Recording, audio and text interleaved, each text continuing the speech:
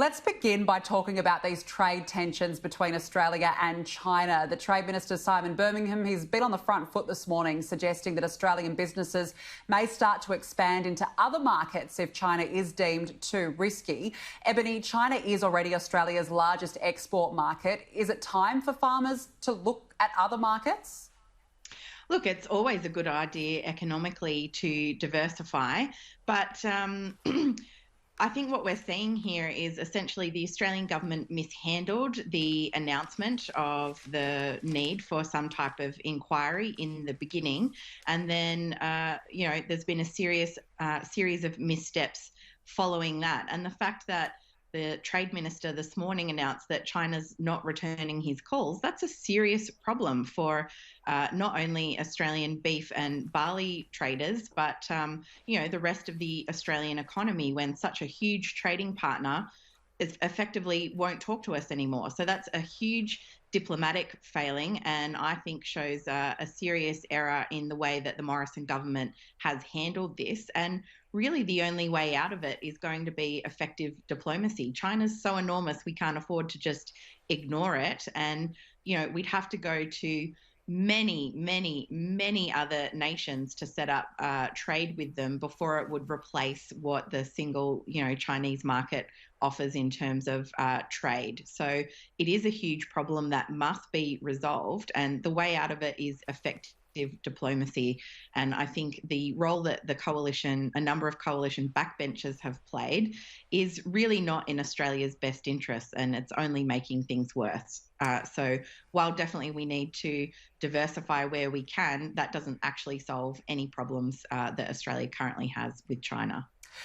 That's right. And Peter, as Ebony mentioned, that the Trade Minister this morning saying that China is not engaging in any dialogue right now. The Premier of New South Wales, Gladys Berejiklian, has also suggested that perhaps states should help mend the ties with China. Do you think it is up to the states, or really it is up to the federal government? Oh, look, there's nothing wrong with the states attempting to have relationships with different provinces in China. Of course, Ebony's right. We do trade a lot with China, but I would say Australia was completely within its rights to call for an inquiry into the COVID pandemic. I mean, this thing has put, it's killed 300,000 people. There's billions of people literally under house arrest, and it was completely appropriate for Australia to lead the charge and show international leadership and asked for an inquiry. And I actually had one of those backbenchers Ebony referred to on the Young IPA podcast during the week, Senator James Patterson, and he said, if I'm elected by the Australian people to express my opinion, so if I want to talk about the Uyghurs, or I want to talk about Hong Kong, or I want to talk about Tibet, or if I want to talk about the pandemic, I've been elected to do that. And if I be quiet and I shut up because China says they're not going to trade with certain people in the Australian economy, that effectively means that the Chinese government has more power in Australian democracy than Australian voters. I don't think that's a great situation for Australia to be in, and I don't think that's something Australian voters would accept. And obviously I feel deeply sorry for people who are affected by this. It's not, farmers in Western Australia's fault that this has happened. I think that we're not alone in this. Like, a lot of countries are having issues facing China. Sweden had a problem with them. The Dutch had a problem with them. I think, we have to stand up to them, and in the short term, if that means short-term pain, then that's unfortunately something we'll have to bear. But they shouldn't be allowed to dictate what our politicians say. Ebony, China has already said that its decision to suspend meat imports from at least 4 Australian abattoirs has nothing to do with global calls for an inquiry into the origins of coronavirus. The timing, though, obviously is questionable, but you'd think perhaps a no-brainer that the world deserves to know where the pandemic began.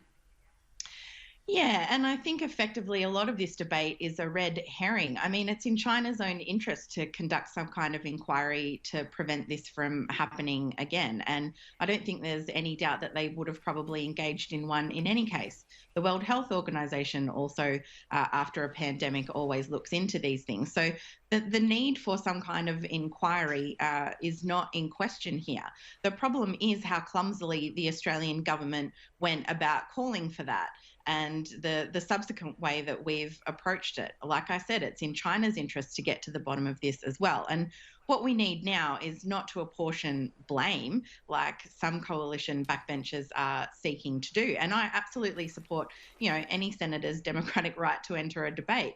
But are they doing it in a constructive way that's actually advancing Australia's interests? Well, not at the moment. There's a lot of evidence to say that they're just making things worse. So I think that's what we have to keep in mind here. What is in Australia's best interest? What is going to secure the best outcomes?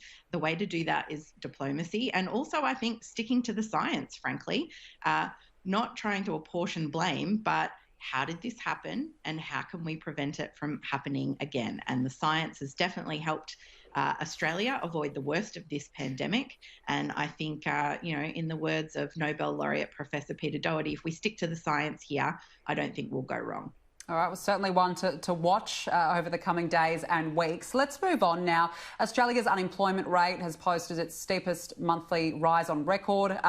Peter, more than 594,000 people losing their jobs in April.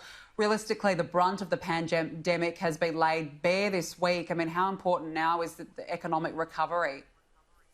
Yeah, obviously really important. Some pretty sobering figures that we saw during the week. Almost 1 million young Australians between the ages of 15 and 24 are either unemployed, underemployed, or have given up and left the labour force altogether. Almost 3/4 of the labour force are now paid for by the government, whether they work for the government or on JobSeeker or JobKeeper. Clearly, having 3/4 of the labour force being paid for by the government is unsustainable in the long term. The only option we have now is to unleash the growth potential of the Australian market. We can't, over the last 25 years, we've had some pretty good figures. We've been a little bit lucky with resources booms, and we've had immigration, which has increased our figures and made them look a little bit better than maybe they otherwise would be. That's not going to happen in the short term. So the only option for Australian governments at all levels is to unleash the growth potential of the Australian market, and that means cutting red tape. We know Australian businesses face $176 billion in red tape burden. We have the highest minimum wage in the world. We have among the highest energy prices in the world. And we know that if we can remove some of those things, we know removing those regulations and some of those labour laws has helped us get through the pandemic.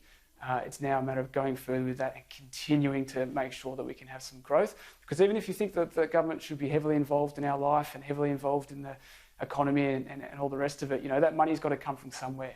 And so we have to ensure that we cut red tape and have growth. Ebony, we've seen the success, I guess, of the JobKeeper program itself, and perhaps there has been suggestions that perhaps the figures would have been a lot higher had we not had that JobKeeper program. Are you worried, though, about when these schemes do end later on this year, how we can support the workforce?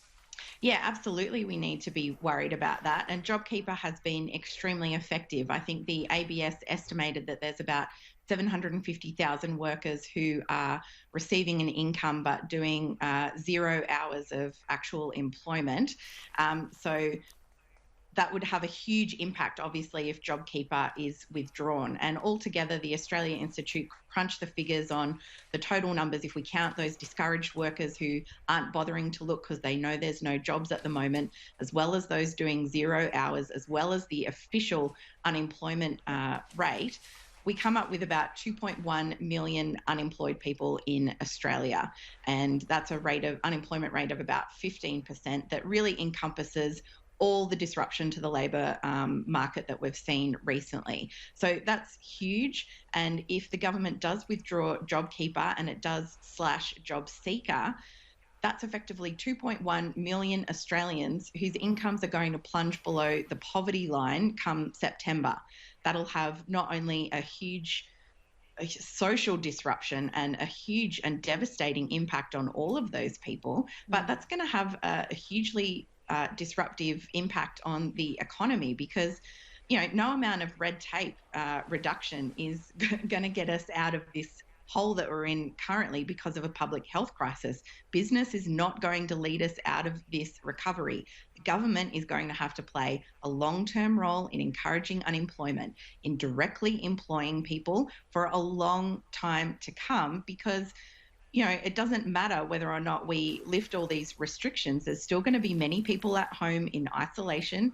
It's going to have a huge impact on consumer behaviour. And certainly if millions of Australians incomes are plunging below the poverty line, well, they're not spending any money in shops, are they? So that's why the government is going to have to be involved in the long term, and why reducing labour market regulations or any other consumer protections that are currently in place isn't really going to help us economically. In terms of economic recovery, Peter, GST reform has been something that has been touted. In fact, the Premier Gladys Berejiklian said this morning on Sky News it's something that she would support. What are your thoughts on the reform across the Federation? Oh, look, I just think any measure we can take to reduce the tax burden on Australian business is a good one in terms of generating growth, making it simpler for people to run their business and to employ people. And the more people we can get involved in the dignity of work through economic activity is going to be a good thing. We may be talking about mental health in a sec. Participating in the economy is great for mental health and achieving that through the dignity of work. So any tax reform that can reduce the burden on small business and even larger business is a good thing.